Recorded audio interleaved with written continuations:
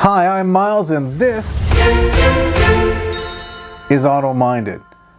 New cars and new trucks are pretty expensive right now, and so if you're already locked into your own multi-year financing deal on your own new car, you might feel pretty good about just sort of sitting it out and letting prices sort of sort themselves out for a little while.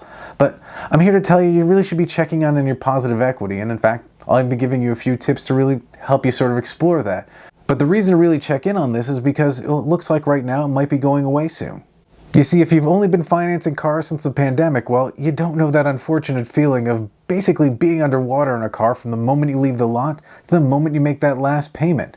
But then we had the shortages, then we had inflation, then we had tariffs, and it's all kept car prices really high. That means new car prices are high, used car prices are high. And that's where you start to see opportunity, because for a long time you would see that you've owed less on your car than it's worth. And that gap that you're in the black, well, that's your positive equity that you can use to right some wrongs that are in your garage. In fact, that's exactly what brings me to point number one, which is know what you really want in a vehicle. Because, well, you've had this car for just a little while now, and you probably start to see some of the things that you've made mistakes on. The problem is that you financed it, so you literally pay for those mistakes every month. So maybe you paid extra for a leather interior, but you found out that you hate the way it feels on cold days. Maybe you bought a 4x4 so you could get up slippery boat ramps, but then you found out the payment was so much that you could never afford the boat.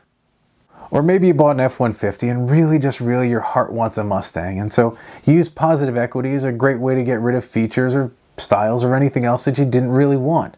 And if you're really into cutting the fat, what you're going to do is you're going to buy this just a few years old. Probably about the same age as the vehicle you're turning in, because, well, what that does is it gives you a nice deep discount, but it's still pretty much a young car, so you're going to get good financing, and they're probably also going to be certified, and when that happens, you're usually getting a better warranty than even when new.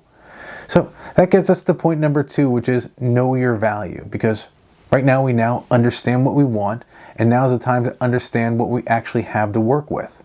This means you look up your payoff amount, and then you also go on to Kelley Blue Book, or maybe even you go to CarMax and you really get an actual offer of what they're going to pay for your vehicle. So now you've identified pretty much what the market's going to pay for it, and you already know what you owe on it, and so you're going to have that nice little gap right there that is your positive equity. You do have to remember, though, that if you're using this to get another vehicle, there's going to be taxes and other fees. It's going to take a few thousand out.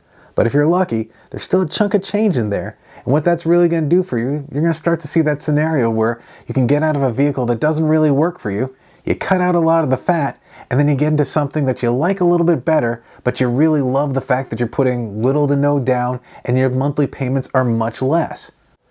And if you've already found that vehicle that's going to make your life better and it's out there on the lot, well, go get that deal done. Have a great day. But for the rest of us, it's going to require a little bit of legwork, and that's what really brings us to point three, which is you should be treating a salesperson like a real estate agent when you do this, because what you can do is you can be a little bit upfront. It might feel a little bit odd, but you're going to tell them everything you want.